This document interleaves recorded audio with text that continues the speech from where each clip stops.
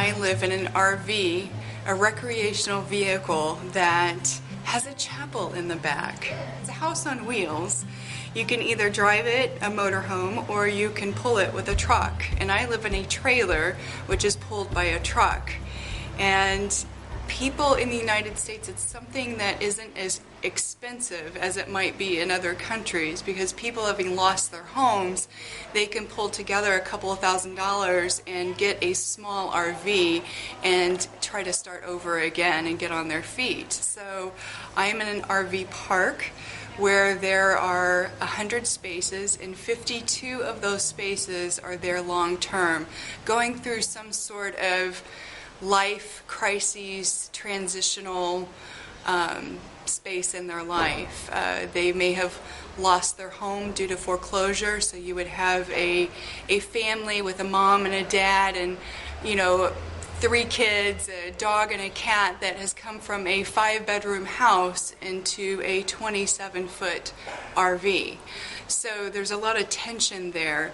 And also you might find there are migrant workers that come in to work the oil fields or road work.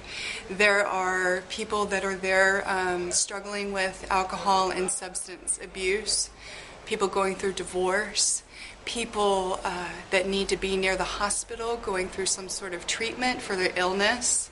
There are also people that come in that they need to be close to their parent to help them transition into an elder care living situation. It's really an all across the board situation of a microcosm of society that is all right there in like a big parking lot. And I am there to try to offer hope, to try to re-engage conversation with the individual and the need for Jesus. A lot of people there are mad at God because of the situation that they're in. I want them to be seen, that I can look into their eyes and offer that someone sees them, and that I want to hear their story, and I want to walk with them into a new life through this transition. And that's what I want as well for the community there, is to create a transparent community that we can all come alongside each other. One person might be struggling, and we can come alongside each other and say, you can do this, and we will do it together. And that's what I love about my ministry. It's offering dignity, it's offering hope in Jesus, it's offering new life in Jesus Christ. I'll get that for you. You're right? Okay. Not supposed to walk on the mat. How I ended up doing this? Well, I learned how to completely surrender what I think my life should be. My final year in seminary, I kept praying. I knew I was not called to a traditional church pastoral role. I knew I was called to something different. My final year in seminary, I was praying, Lord, okay, what do you want me to be doing here? And as I was praying and crying out, and as the graduation date was getting closer, I'm like, Lord, what do you want me to be doing? And I saw a white RV with the chapel in the back, and I thought, that is ingenious, and I could have never ever thought this up. And I'm pretty creative, but I could have never ever thought this up. And that's where life begins, is if we find what God's plan for us is and get in sync with that, that's where fullness of life is. And I remember when I saw the vision of the white RV with the chapel in the back, I'm like, well, I guess I need to go RV shopping. I don't know anything about RVs. So I got online and looked at chatting communities and went to a dealership. And as it turned out, I researched and talked with a lot of people for a good 6 months. And as I went to the dealership, this was March, and I was getting ready to graduate in June, and I was talking with the guy there, and everything that I thought I needed, they had it there in an RV that they were selling for basically nothing because it was an older model. And I thought, this is perfect. I said, well, but I don't graduate in June, and the earliest I could get it would be in July. we'll store it for you. Oh, that's lovely.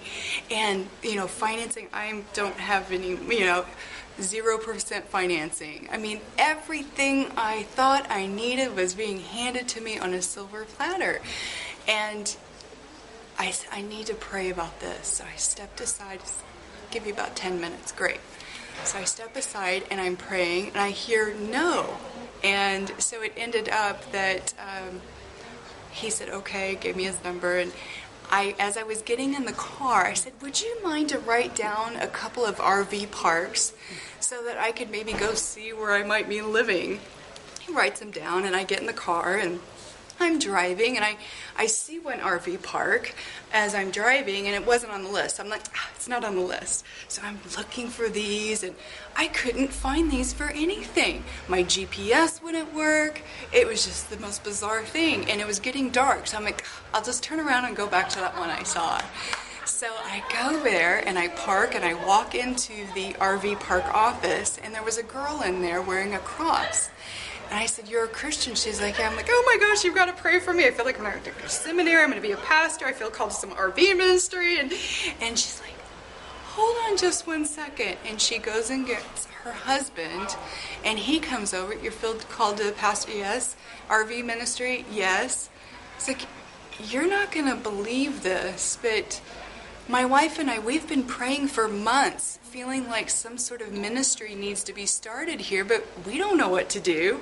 Do you think you would want to come here? I said, wow, you're so amazing. I said, I think we need to discuss this. This sounds very likely, or God is up to something here. And this is so great. He says, and don't go to some dealer to buy your RV. Okay, why? And he said, because I'm a dealer and I can get you into the manufacturer's plant. You can design whatever you want and they'll charge you just over cost. I was stunned. We have a Father in heaven that cares about every desire and detail of our lives and our hearts. And I could have just been in any old RV, the older model, but God was like, no, I want you to have this. And it was such a gift and a reminder of who my Heavenly Father is and what Jesus died for, so that I can live into who I'm created to be and share the gospel message in this unique way. And that's who I am. The first year was extremely challenging, and there's a hitch on the front of my RV that connects to a truck to be pulled. And I'm running around and I raise up, I hit my head on the hitch, I'm knocked out, blacked out on the ground, and they're watching. And then there was a windstorm a few months later, and I get, smashed into the side of the RV, it punctured the top of my head, I had blood coming down my face, and they're watching. Then the transmission on my car goes out, and they're watching. And then after a while, there was a man and woman that came up to me that lived in the park, and they just, we want to know how you're doing. We see you're the crazy woman here trying to talk to us, and we're starting to feel sorry for you. So we thought we would come up and introduce ourselves and listen to what you have to say. We have to be invited into and have the credibility to say that I will persevere because Jesus Christ has called me here with a message. And through that, I also need to show that I can persevere and offer that to stand with others as they need to persevere. And that's what's drawn us together into community. Saturday mornings I have a group that gets together, and it's called Straight Talk. And I have little cards different emotions: shame, sadness, hopeless despair, anger, disgust, and I put them in this basket, and everybody passes it around, and they pick out the emotion that most matches what they're feeling for that week. Well, last week everyone picked anger, loss of control, rage, and we had a discussion on what it's like to have that emotion. I was able to share with people that the emotion isn't bad. Emotion isn't sin. It's what we do with it that has the repercussions. And So we talked about, let's think of characters in the Bible that had anger and the humanness of that.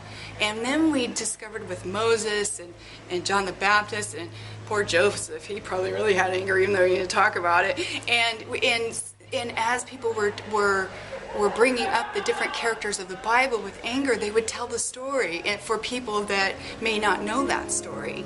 We find people in community that we can invite into our lives to be that transparent, vulnerable person so that they know us well enough to whenever we're getting to make that wrong turn, that they will grab us and pray before there's serious consequences by our acting off of the emotion. And that seemed to be, it seemed to really land with people, and since then they have been more opening up and transparent because they're finding that there's no judgment, that we're all real people, even me, and that we're in it together. We're in this life together. I leave my chapel door open, and it's about the power of presence. It's about the power of just being there and available. With this type of ministry, you can't go up to people in crisis, and if they want to talk, you say, well, are you available next Tuesday at 5 o'clock? No, it's all in the moment and coming alongside and locking arms and encouraging them through this and helping them. That if we confess our sin, that by Jesus' blood we are cleansed and righteous in Him. It can be very challenging. That's why a person needs to trust their call. Because anytime that I have a challenge or I feel distraught, I think back to seeing the white RV with the chapel in the back and how God brought me along to this RV park that these people had been praying. And when I think of that, I think I am called to be here. And I think the most important thing that I've learned that I would share with all other pioneers is my job is to be faithful and obedient to what God has called me to do and to leave the results up to Him. Fresh Expressions is, I believe, is the way of the future that Jesus will go into the community, into people's lives, and really make a difference.